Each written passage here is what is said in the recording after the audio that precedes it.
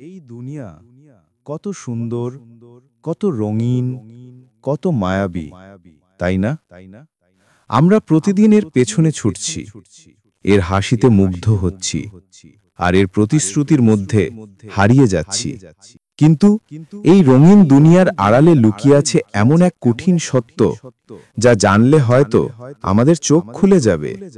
ইমাম গাজ্জালি রহমাহুল্লাহ বলেছেন, দুনিয়া এমন এক ধোঁকাবাজ নারী যে হাসির আড়ালে লুকিয়ে রাখে কষ্ট আর প্রতিশ্রুতির আড়ালে রাখে প্রতারণা। আজকের ভিডিওতে আমরা শুনব দুনিয়ার সেই আসল হাকিকত, যা জানলে আপনি হয়তো আজই আল্লাহর পথে ফিরে আসতে চাইবেন। ইমাম গাজ্জালি রহমাতুল্লাহি এর মতে দুনিয়ার হাকিকাত।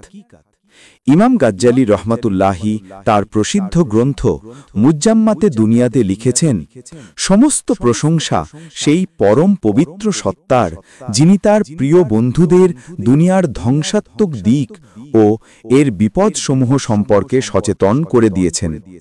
তিনি তাদের জন্য দুনিয়ার দোষ, ত্রুটি ও লুকানো রহস্য উন্মুক্ত করে দিয়েছেন, যাতে তারা এর আসল রূপ চিনে নিতে পারে। তারা উপলব্ধি করেছেন যে যদিও দুনিয়া নিজেকে মিষ্টি ও আকর্ষণীয় করে তুলে ধরে, এর মন্দ দিকই প্রকৃতপক্ষে প্রবল। দুনিয়ার প্রতিটি আশা আকাঙ্ক্ষার শেষ পরিণতি সন্দেহ, আফসোস ও অনিশ্চলতায় ভরপুর। দুনিয়ার ধোঁকাবাজ রূপ। ইমাম গাজ্জালি রহমাতুল্লাহি বলেন, দুনিয়া যেন এক চতুর রূপসী নারী। সে তার সৌন্দর্য ও সাজসজ্জা দেখিয়ে মানুষকে বন্দী করে ফেলে, তারপর ধোঁকাবাজির মাধ্যমে তাদের ধ্বংসের পথে ঠেলে দেয়। যখন কেউ তার প্রেমে মগ্ন হয়, তখন সে হঠাৎ পালিয়ে যায়। তার কোনো দৃষ্টি অনুগ্রহেও লুকিয়ে থাকে বিপদ। যদি কোনোদিন সে উপকার করে, তারপর দীর্ঘকাল সে বিশ্বাসঘাতকতা করে। যে তার ধোঁকায় পড়ে, তার পরিণাম লজ্জা আর অপমান। যে তার অহংকার করে, সে পায় শুধুই আফসোস। দুনিয়ার অভ্যাস হলো যে তাকে ভালোবাসে তার থেকে পালিয়ে যাওয়া, আর যে তাকে ছেড়ে দেয় তার পিছনে ছুটে চলা। তার পরিচ্ছন্নতার মাঝেও আছে দাগ, তার আনন্দের মাঝেও আছে কষ্ট, তার নেয়ামতের শেষে থাকে শুধু আফসোস। এই দুনিয়া এক মহা ধোঁকাবাজ নারী, যে প্রথমে হাসে, তারপর দাঁত বের করে দংশন করে। দুনিয়া আল্লাহ তাআলার শত্রু। যারা আল্লাহর পথে চলে তাদের সে ডাকাতির মতো আঘাত করে। আল্লাহর বন্ধুদের সে প্রতারণার মাধ্যমে দূরে সরিয়ে দেয়, আর শত্রুদের কাছে এসে বন্ধুর ভান করে। সে যখন তাদেরকে সম্পূর্ণভাবে তার উপর নির্ভর করিয়ে ফেলে, তখন হঠাৎই তাদের ত্যাগ করে দেয়। ফলে তারা চিরস্থায়ী আফসোস ও আযাবে পতিত হয়।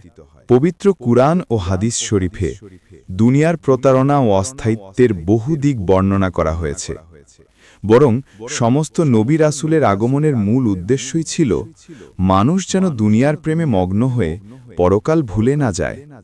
একবার প্রিয় নবী হযরত মুহাম্মদ সাল্লাল্লাহু আলাইহি ওয়াসাল্লাম একটি মৃত পচা বকরির পাশ দিয়ে যাচ্ছিলেন। তিনি সাহাবায়ে কিরামদের জিজ্ঞাসা করলেন, তোমরা কি মনে করো, এই মৃত বকরির মালিকের কাছে এর কোনো মূল্য আছে? সাহাবারা উত্তর দিলেন, ইয়া রাসূলুল্লাহ, তিনি যেহেতু এটি ফেলে দিয়েছেন, নিশ্চয়ই এর কোনো মূল্য নেই। তখন রাসূলুল্লাহ সাল্লাল্লাহু আলাইহি ওয়াসাল্লাম বললেন, যেমন এই মৃত বকরির কোনো মূল্য তার মালিকের কাছে নেই, তেমনি আল্লাহর কাছে এই দুনিয়া আরো বেশি তুচ্ছ ও মূল্যহীন। আর তিনি আরো বললেন, যদি আল্লাহর কাছে এই দুনিয়ার মূল্য একটি মশার ডানার সমানও মতো, তবে কোনো কাফের এক ফোঁটা পানিও পান করতে পারত না। সুবহানাল্লাহ। দুনিয়ার ভালোবাসা সকল পাপের মূল। রাসূলুল্লাহ সাল্লাল্লাহু আলাইহি ওয়াসাল্লাম বলেছেন, অর্থাৎ দুনিয়ার ভালোবাসাই সকল গুনাহের মূল। তাই হে মুমিন, সতর্ক হও। এই দুনিয়া ক্ষণস্থায়ী, এর রূপ মিথ্যা, সৌন্দর্য সাময়িক, আর শান্তি প্রতারণামূলক। তোমার হৃদয় ফিরিয়ে দাও আল্লাহর দিকে, কারণ শুধুমাত্র তার মধ্যেই আছে প্রকৃত প্রশান্তি, স্থায়িত্ব ও মুক্তি। বন্ধুরা, দুনিয়া আমাদের চোখে যতই সুন্দর মনে হোক না কেন, এর প্রতিটি আনন্দের ভেতরে লুকিয়ে আছে এক অনিশ্চিত পরিণতি।